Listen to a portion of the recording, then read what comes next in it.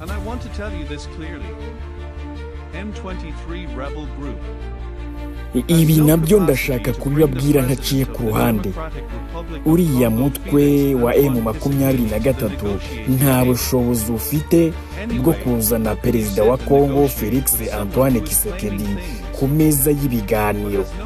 Ni gute ariko wakwicarana n'umuntu ngo muraganira ngo hari ibyo ari kugusaba kandi atarigeze yerekana imbaraga zimushoboza gusaba ibyo bintu?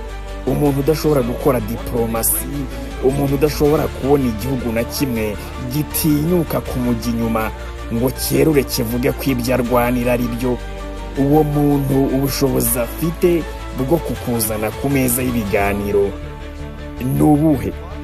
Uriya mutwe nta bushobozi ufite bwo kuzana perezida Tshisekedi ku meza y'ibiganiro. Uriya mugabo ndagira ngo mugarukeho. Abantu benshi mbona bamwibeshyaho, nta nubwo basobanukiwe imiterere n'imikorere ya diplomasi. Abantu ntabwo bamuzi neza mu by'ukuri, niyo mpamvu bamwibeshyaho. Mbona abantu benshi batazi neza politike ye uko ayikina, ariko uriya mugabo ni umunyabwenge cyane, ni umuhanga birenze cyane uko abantu bashobora kuba babitekereza. Ukurikije uko intambara yatangiye, uko ibintu byagiye bikorwa kugeza uyu munsi wa none n'ikiri kugaragara ku ruhando mpuzamahanga, byose bigaragaza ko uriya mugabo ari umuhanga cyane, by'umwihariko mu bigendanye na diplomasi mpuzamahanga. Reka mbereke neza aho ubwenge n'ubuhanga bw'uriya mugabo bushingiye, muhumve neza.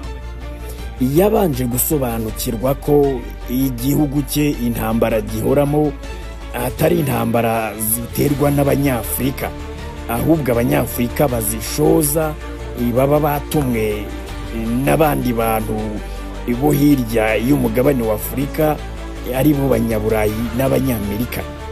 Akimara gusobanukirwa ibyo bintu neza, we yiyemeje kurwana n'abashoza intambara nyirizina aho kurwana n'abatumwa muri iyo ntambara. Niyo mpamvu mubona politike ye akenshi itita kuri M23, niyo mpamvu mubona we yibanda kuri diplomasi kuruta kujya kurasana n'inyeshyamba ku misozi itandukanye mu gihugu cye. Arabizi neza ko ashobora kurasa inyeshyamba akazimara, ejo mu gitondo hakavuka izindi nazo akazirasa, ejo hakavuka izindi nazo akazirasa, ejo bundi hakaza izindi, bikazahora gutyo imyaka 100 ikazarinda irangira. Kubera ko rero azi neza ko igihugu cye kitari mu ntambara y'iyo mitwe, ahubwo kiri mu ntambara n'abanyamahanga bavuye hirya y'umugabane wa Afurika, we yahisemo diplomasi, yahisemo kurwana n'abo ngabo bo hakurya y'umugabane wa Afurika. Felix Tshisekedi arimo kurwana na Amerika, arimo kurwana n'Abanyaburayi.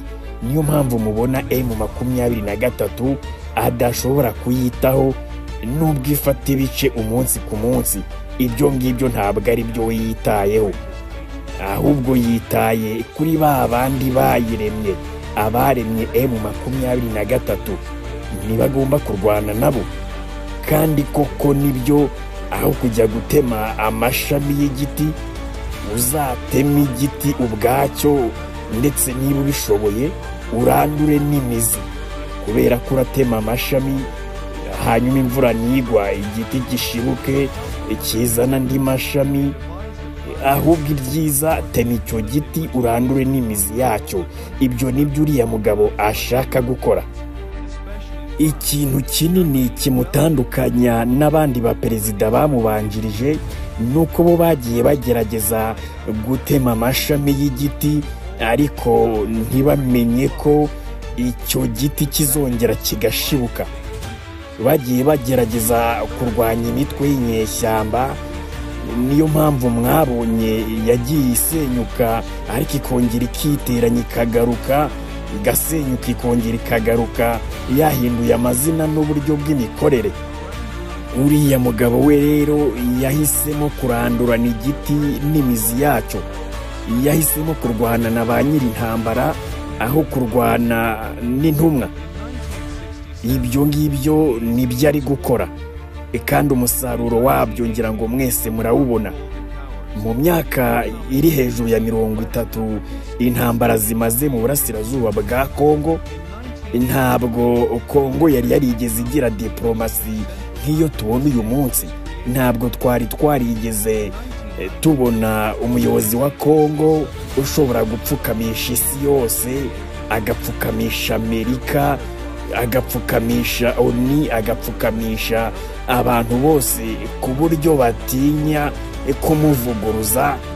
Hakabura igihugu na kimwe ku isi kivuga kuriya mutwe ibyo urwanira ari byo. Ngaho muzakinyereke igihugu kizajya ku karubanda kikavuga ko gishyigikiye uriya mutwe. Ntabwo bishoboka, wagikurahe? Ntabwo cyabona iyo diplomasi. Ikindi kintu gikomeye, uriya mu perezida yabanje kwitondera akakigenzura neza, akagiha umwanya, akaba ari nacyo cyagiye kimufasha kwitwara neza mu rugamba rwe rwa diplomasi.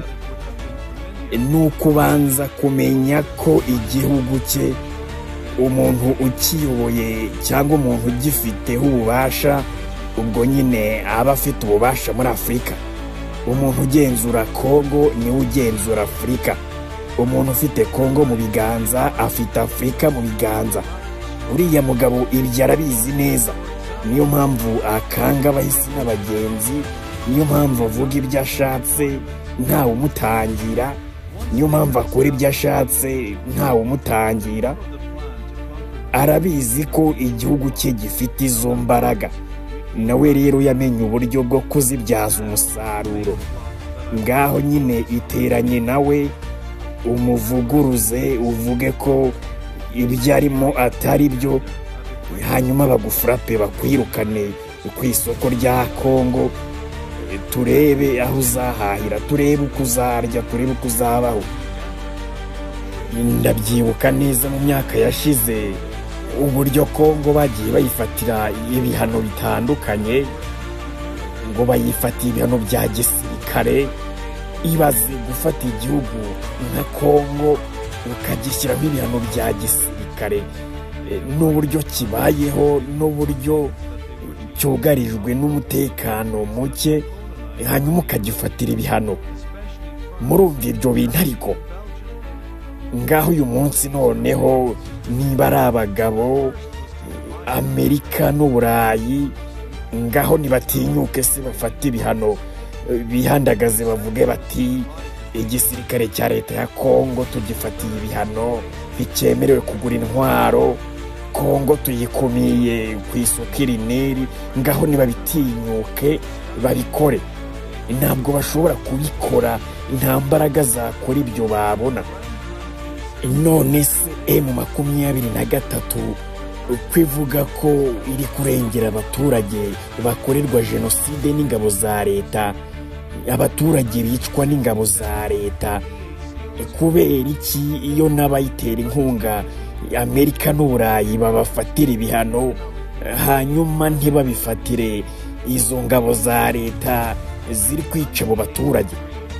Kubera iki nyine izo ngabo za leta n'igisirikare cya leta ya Kongo bo badafatirwa ibihano, cyangwa ngo leta ya Kongo nayo ifatirwa ibihano kubera ibyo byaha by'intambara igisirikare cyayo gishinjwa gukora?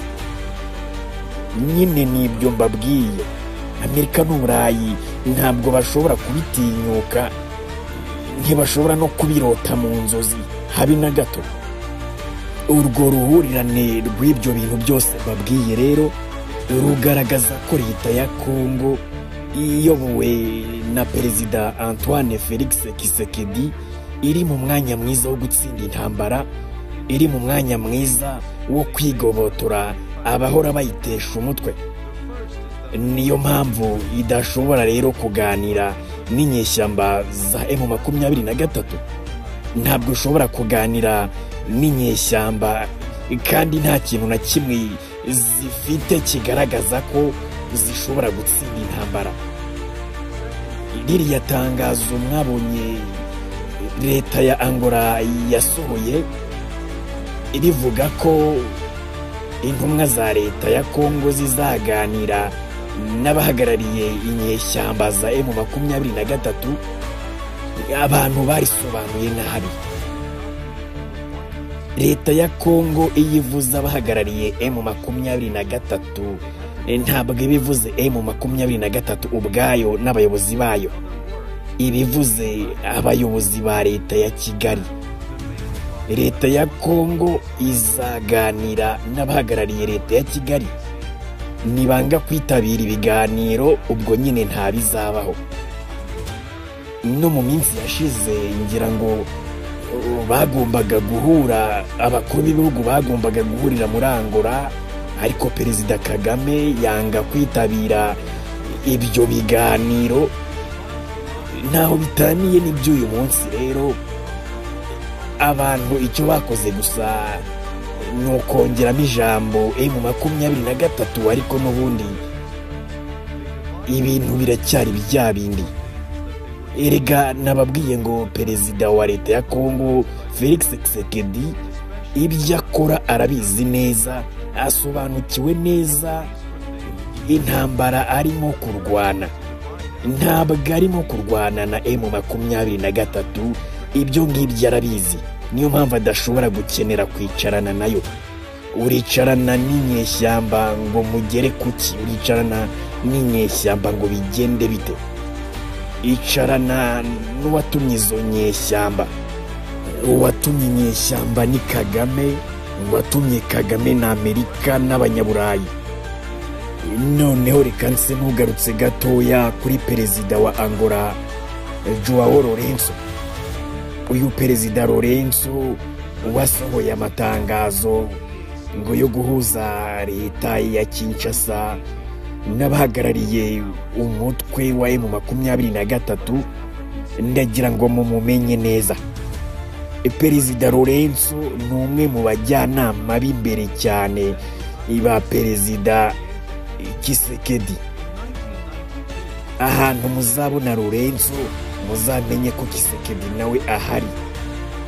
Ibyo azajyamo byose, inama azatumiza, ibiganiro azatumiza, amasezerano azasinya cyangwa azatumiza, ibyo azatumiza byose muzamenye ko biri mu ruhande rwa perezida wa Repubulika ya Demokarasi ya Kongo. Erega Angola nayo iri muri cya gikundi cy'ibihugu nababwiye biri kurwana no kwibohora, biri kurwana no kuburizamo wa mugambi wo gufata akarere nababwiye. Angola rero ibyo ngibyo irabizi, ntishobora kugwa mu ikosa. Ahubwo njye nyoberwa n'ukuntu Perezida Kagame atinyuka kwemera ibintu bivugiwe i Rwanda, ibintu bikorewe i Rwanda agatinyuka kubyemera.